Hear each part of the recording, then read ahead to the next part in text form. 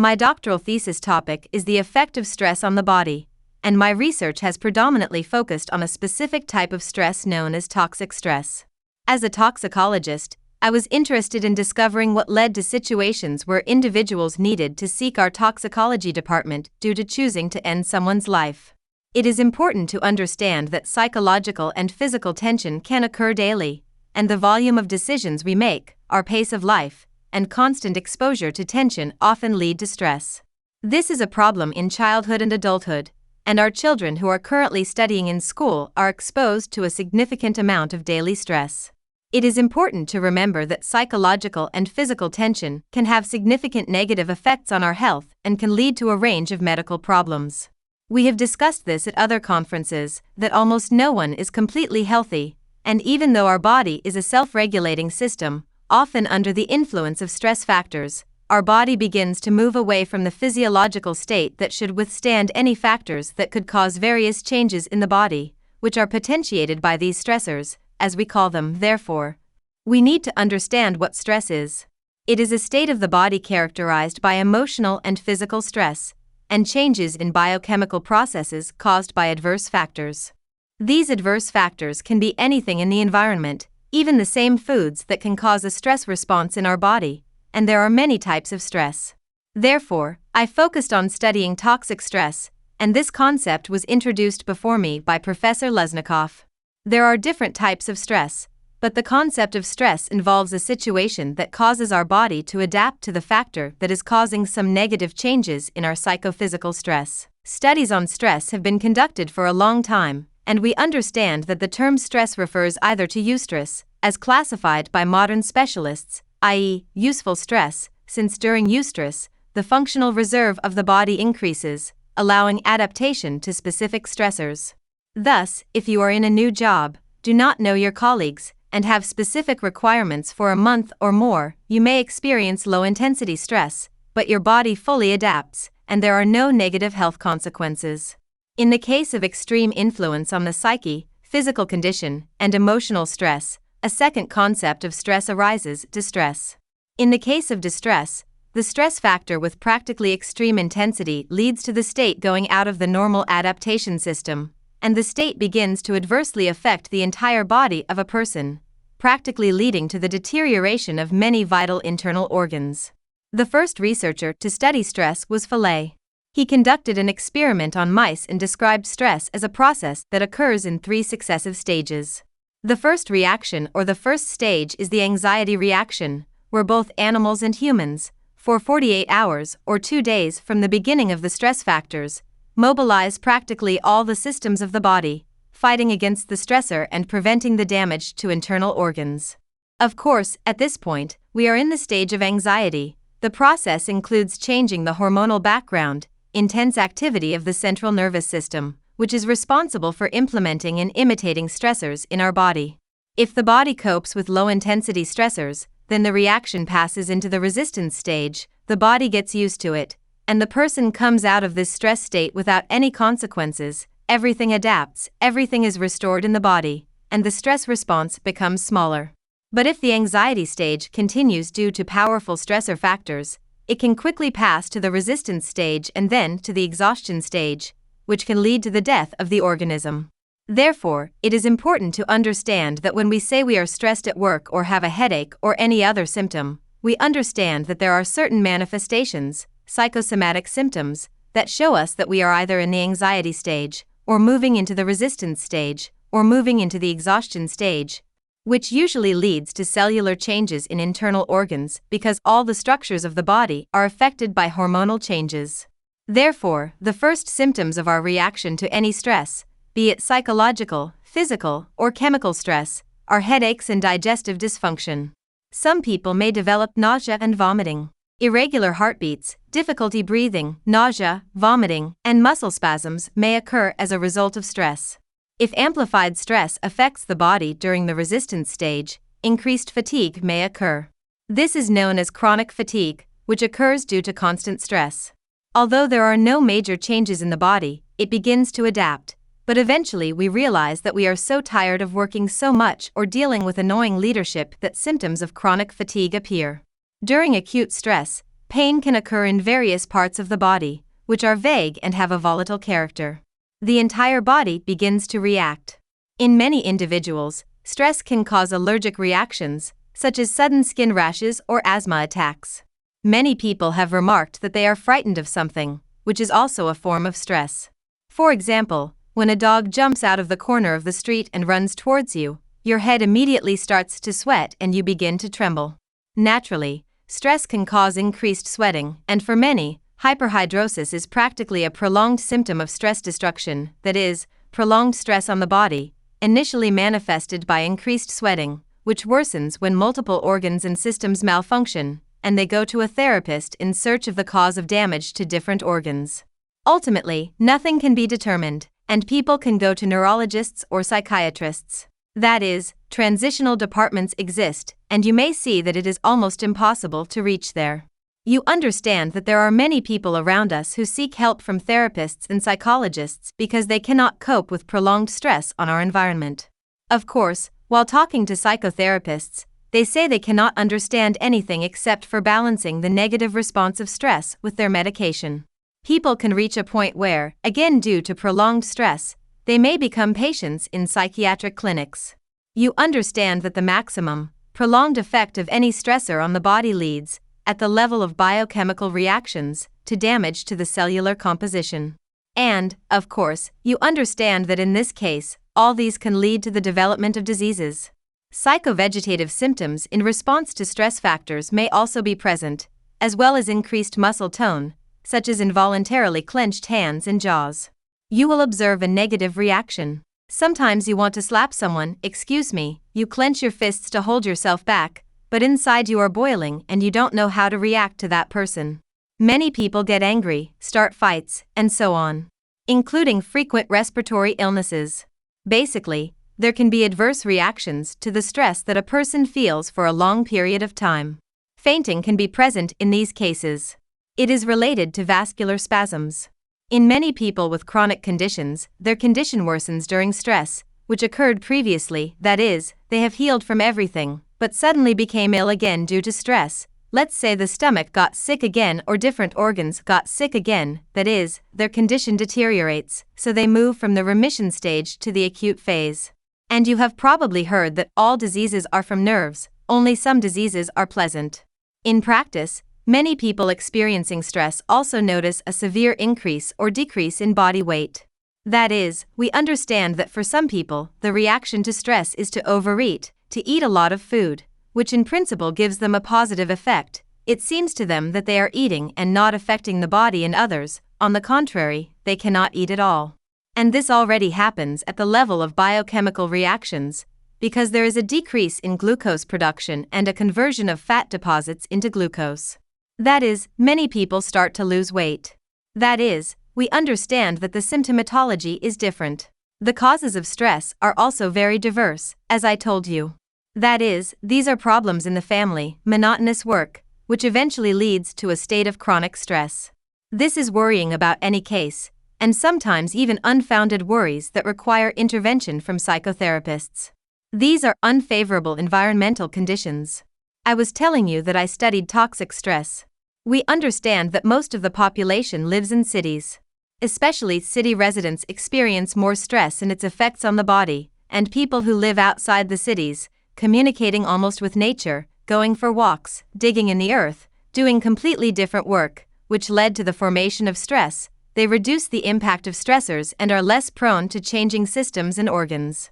In practice, we understand that all these symptoms and conditions in which we feel the effect of stress on our body, of course, we understand that each person experiences them differently, meaning that each has their own reasons for stress and there is excessive force, a stressor effect, especially if we take our strictly domestic living situation and the loss of loved ones, which is very important today, yes.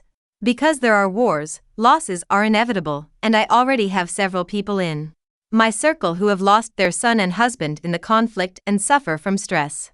If we do not offer support in time, that final stage of stress, the exhaustion stage, which is the most difficult, leads to the development of somatic diseases, which means that internal organs are affected and a lot of psychological disorders occur. If the stress continues and we cannot cope with this stressor, we can cause irreparable damage to the body and completely exhaust ourselves, which can lead to tragic consequences for the human body.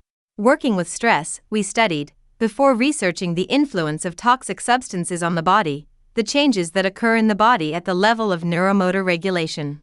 When we say that our regulatory system includes a lot of complex systems, these include the cortex and the limbic system of the brain and the reticular system of the brain, and everyone has heard that we have people who want to increase the level of adrenaline, that is, they want a short-term increase of adrenaline and noradrenaline.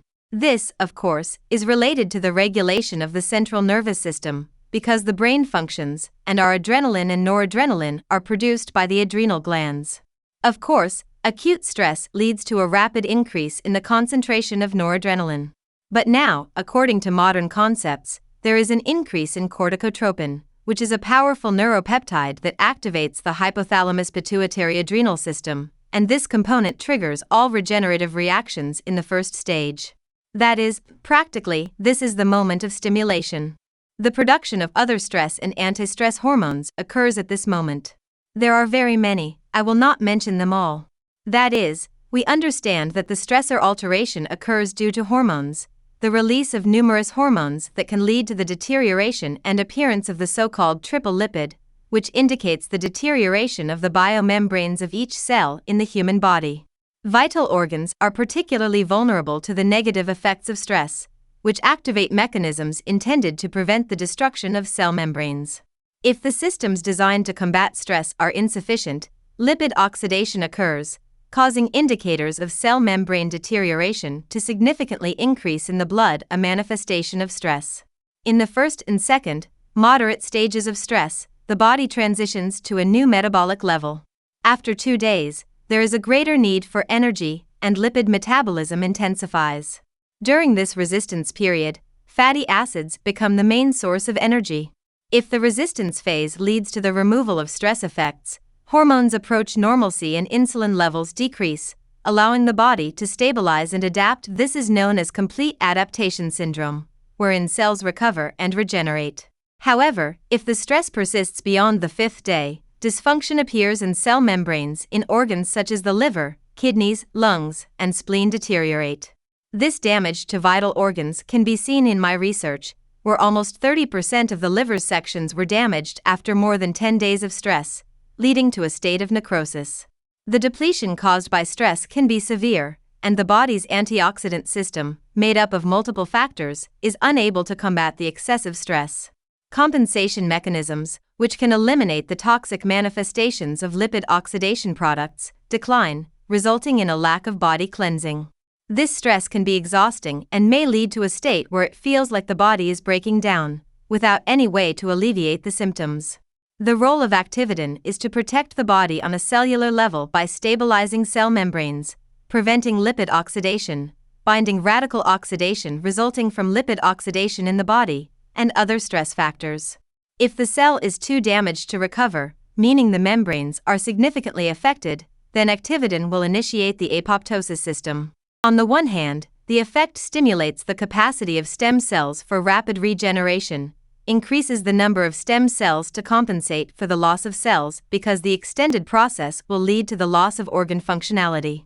However, as previously mentioned, not only does ACTIVIDAN initiate apoptosis and increase the number of its stem cells and undifferentiated cells, but it can also regulate division processes, DNA and RNA replication processes.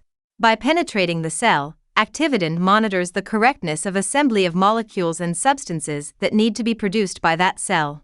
The main function of our ACTIVIDAN is to stabilize cell membrane, which leads to its components being restored, responsible for cell survival processes, proper cell function, and for the processes of aggregation of these cells into tissues and their interaction with intercellular substances containing the same toxins.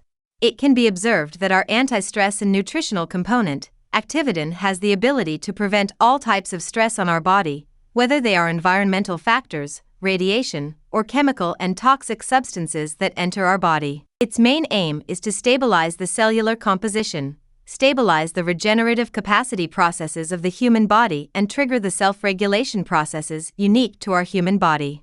But I must emphasize again what is said every time: blood vessels are the first to react to stress.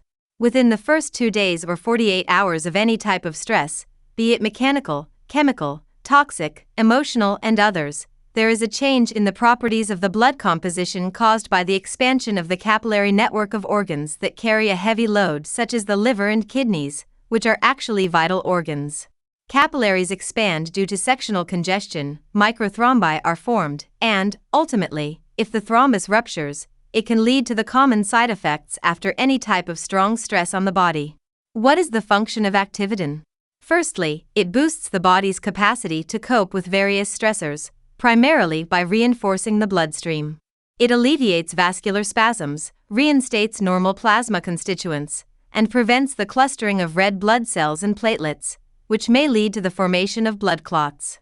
In case they do form, ACTIVIDAN dissolves and restructures them into larger blood clots to avert harm to blood vessels and the emergence of ischemia in various organs. Why do we experience symptoms such as headaches, stomach aches, breathing difficulties, nausea, and muscle cramps? These symptoms are largely linked to the disruption of our blood flow, which needs to be supported. Hormones released by our primary regulatory organ, the liver, circulate throughout our blood. Excess hormones are eliminated by our liver. Thus, we must provide support to these vital organs, granting them the ability to bind all unnecessary elements and rapidly rid our system of excess biochemical synthesis byproducts and waste materials produced during stressful situations. The body employs the mechanisms we frequently discuss to combat stress. As you are aware, our liver stores essential fat-soluble vitamins that are used as required. Ascorbic acid, which is a potent antioxidant, is generated within our bodies, but its production may be insufficient.